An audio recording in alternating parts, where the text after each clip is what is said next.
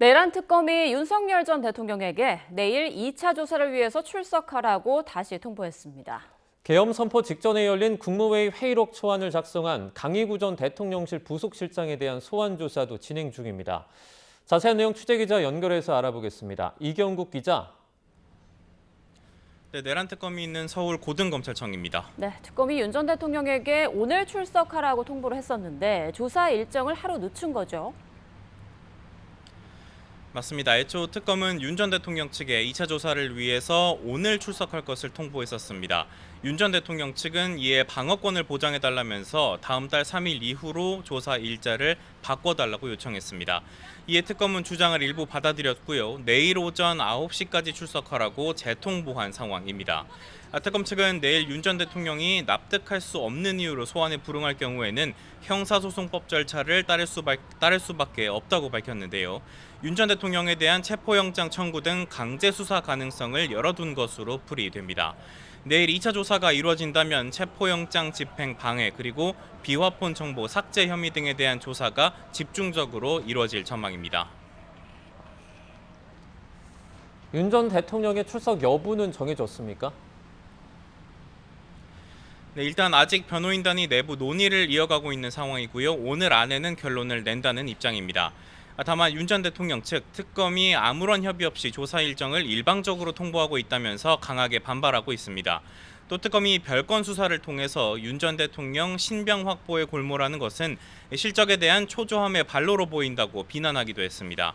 윤 전 대통령 측은 1차 조사에 투입됐던 내란 특검 박창원 총경이 지난 1월 체포영장 집행에 참여했던 당사자라면서 수사에서 회피해야 한다고 주장하기도 했습니다. 이에 특검 측은 변호인들이 허위사실로 수사를 방해하고 있다면서 이를 수사할 전담 경찰관 파견을 요청하기도 했습니다. 윤 전 대통령 측은 특검의 대응을 비판하고 적법 수사를 촉구하는 추가 의견서를 오늘 특검에 제출했습니다. 네, 이런 가운데 내란 특검이 오늘 강희구 전 대통령실 부속실장을 불러서 조사하고 있다고요?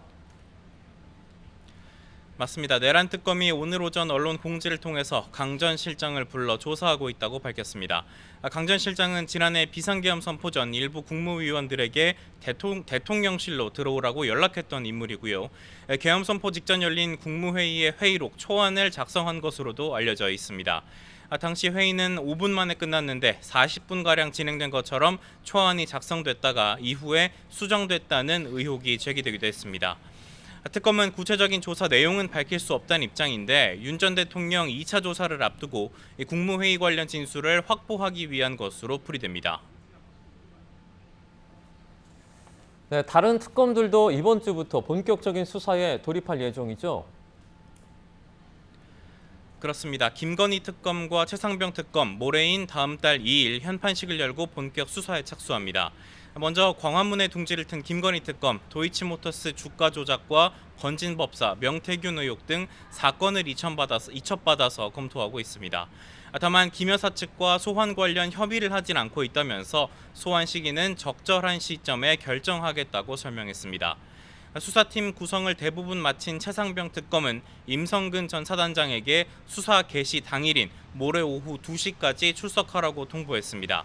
임 전 사단장은 최상병 소속 부대 지휘관으로서 당시 수중 수색을 지시했던 인물이고요. 김건희 여사가 관련됐을 가능성이 있는 구명로비 의혹의 당사자이기도 해서 핵심 수사 대상으로 꼽힙니다.